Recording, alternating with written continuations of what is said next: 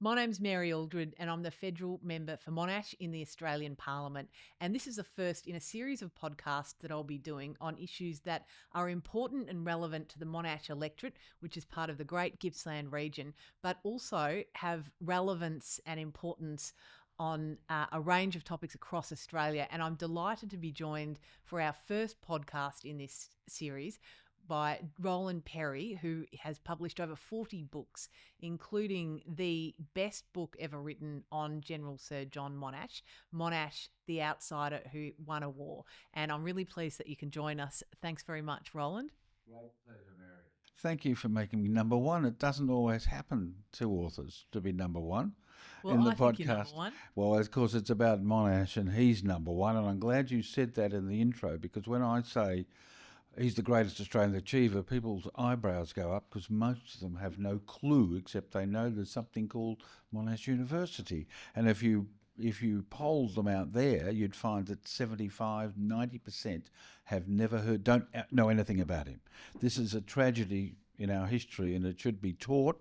World War I is ignored by the educators today, so-called educators.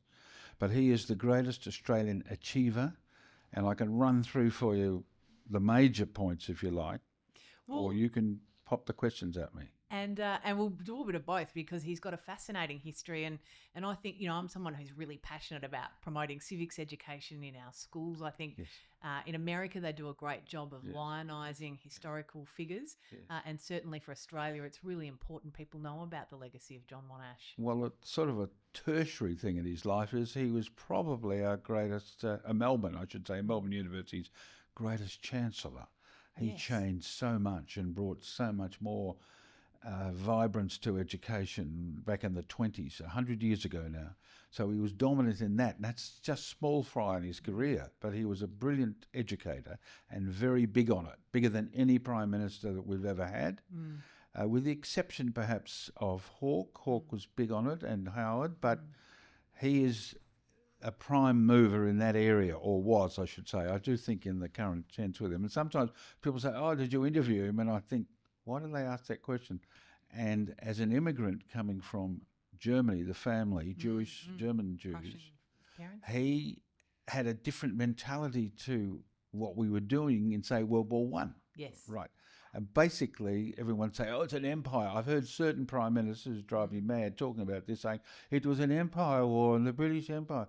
Rot. From an Australian perspective, when he got control, and it took a couple of years, of our army, he said, you're doing it for Australia, for the democracy, because he had a German background. His parents were German. They spoke German in the home, and he knew from everything his family has said and everything he'd done until that point that they would have made Australia a quarry and Canada a quarry if they'd won.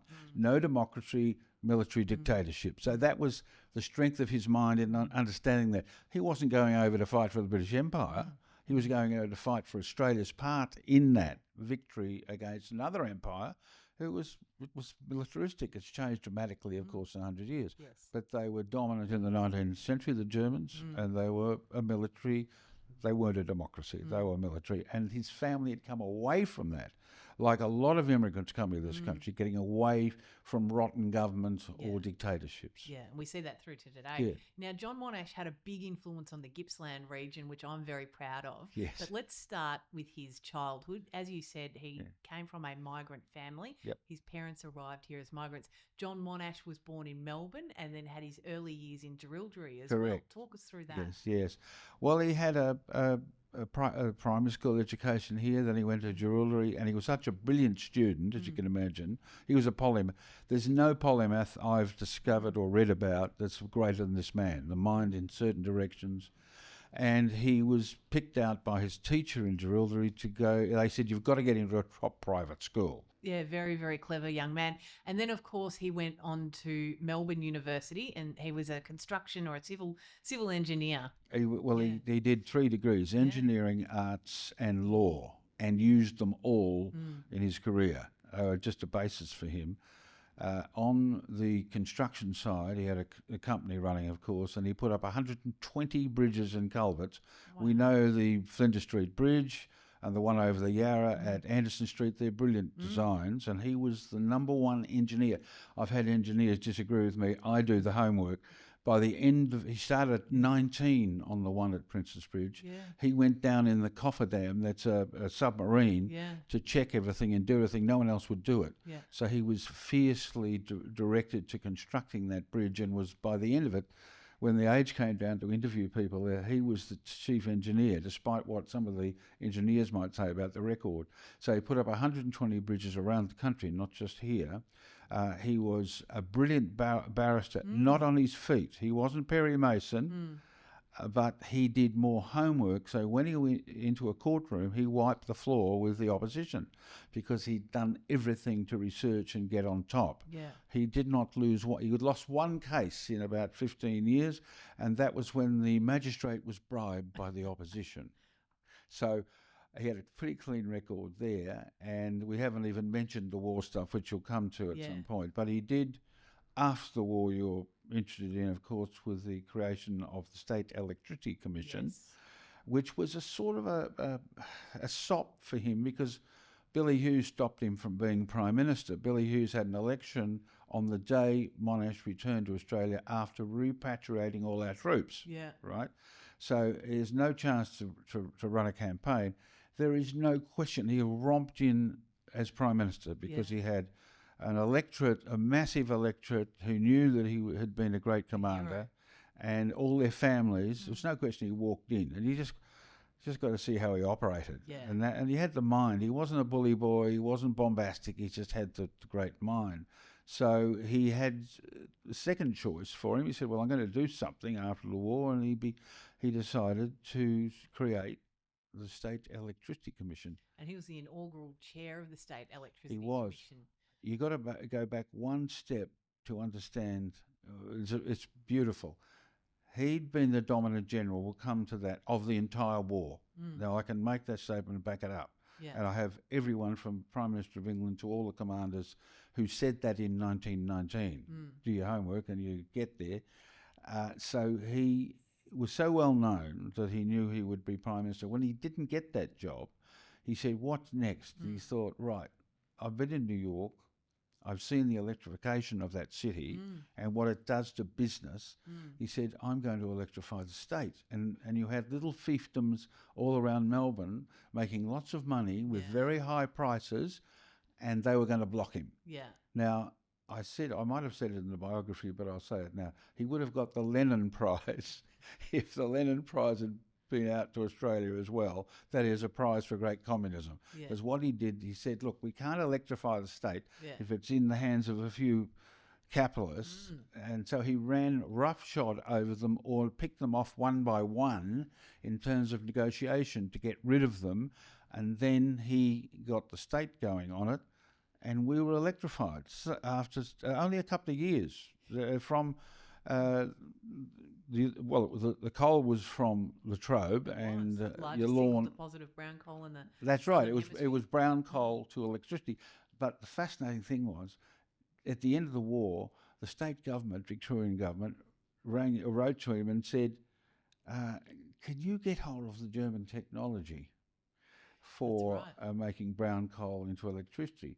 So Monash, being the #1 commander of the entire British Army, basically, got a little team and said, right, we'll go and get the technology from Germany. They went to Cologne, they stole it effectively, and brought it back to Australia. And then he did the unimaginable thing. He said, now, we need the equipment and we need the engineers from Germany. Oh, wow. Oh, and there was a big hoo-ha. Oh, you can't have the Germans. You just be involved in the war.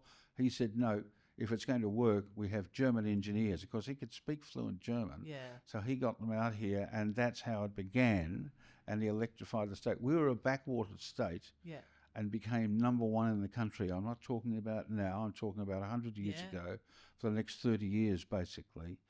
It's only now they're running down, stupidly, I might say, the whole coal industry, really stupidly, because there's technology that the state government and the federal government don't know about, which would overcome that. But anyway, they're building... And that's how Victoria really developed as a manufacturing state ahead of New South Wales, because New South Wales used a different technology where they had to transport the resource to power stations. That's right.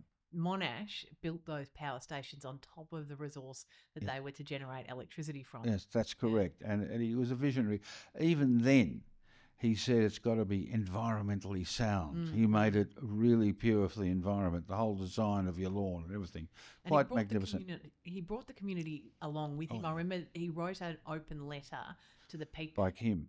And on the development of the State Electricity Commission, it wasn't all smooth sailing with the government of the time. He went into Melbourne, into Parliament, and basically was able to convince Cabinet of being able to say, no, this is the right way to go. And I think he addressed the Parliament as well. Well, he walked into the Cabinet room, which you just don't do. He didn't knock or anything. He could do it.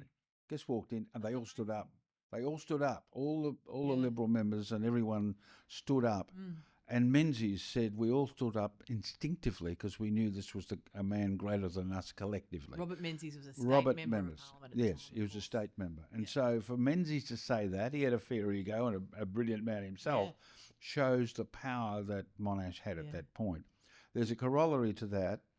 In 1923, there was a police strike. They went out on strike for wages and pension, right? And they panicked, the state government. Anarchy. Well, it was anarchy. There was murder in the streets. There was robbery, mugging. It was all going on. No one was stopping it. There's no police. Just imagine it today, right? Yeah. Well, don't think about it. You kind of can in Victoria today. Yeah, well, you get an idea. So he was called, and it was a Friday. On the Saturday, he had 5,000 diggers with their rifles under his command at the Melbourne Town Hall. Gosh. And he sent them into the streets, organised it. It wasn't just higgledy-piggledy. And they just completely wiped the street of any problem, the streets of Melbourne. He called a curfew by Monday. So you got Saturday and Sunday, there's a curfew. By Monday, he said the curfew's off. And he went to the Melbourne Cup, where a horse named Vitali won in 1923. And he was with a companion, and he's walking into the members' enclosure, and he said, what are they cheering for? They're all standing, the members. And the companion said, they're cheering for you, John. Wow. Well, there's no one bigger in our history. But people don't realise that 100 years on, everyone else in the Melbourne Cup. And there we are. So he put down that strike completely. And then that created another issue because those with ambitions wanted him to be a dictator, to go to Canberra. Now, he said, well, I can raise 170,000 soldiers with their weapons tonight. He said, but I'm not doing it.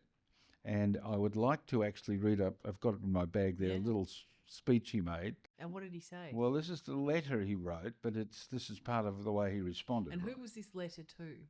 This was a letter to a group of guys, generals, who wanted him to run the country. Yeah. And they were actually Sydney based, and they said to him that, he wrote back, "What do you and your friends want me to do? To lead a movement to upset the Constitution, oust the jurisdiction of Parliament, and usurp the government power?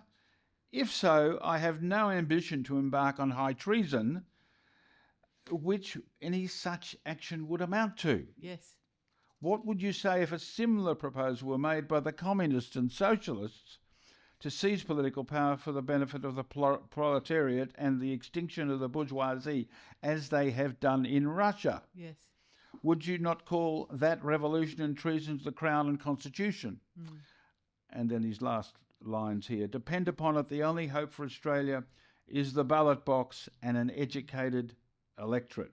He passionately believed in democracy. I think that's enough. He went on a bit.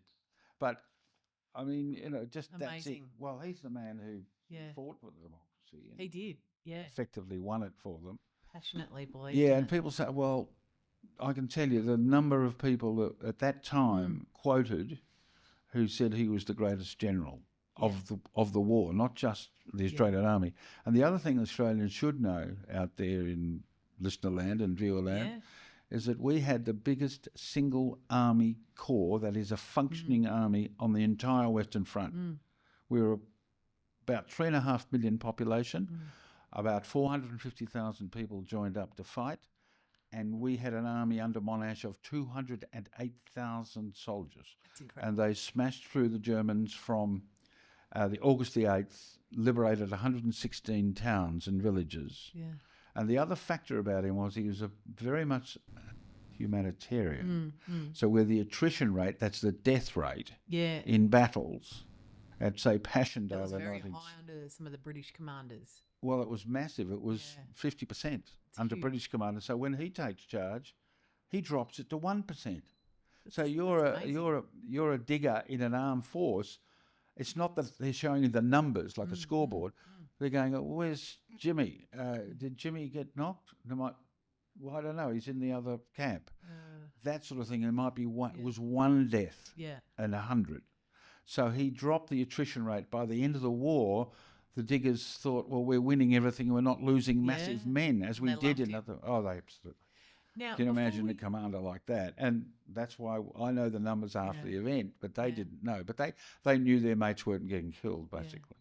We'll come to the Battle of Hamal, but Monash was the first person in 200 years to be knighted on the battlefield by a British monarch. Yes, this is often confused by people who don't do their homework. He was knighted on the battlefield. Yes. Plenty were knighted off the battlefield, but the king, especially King George V, came down and went onto the battlefield, or where he was at his at the Bertong Palace in France, and knighted him.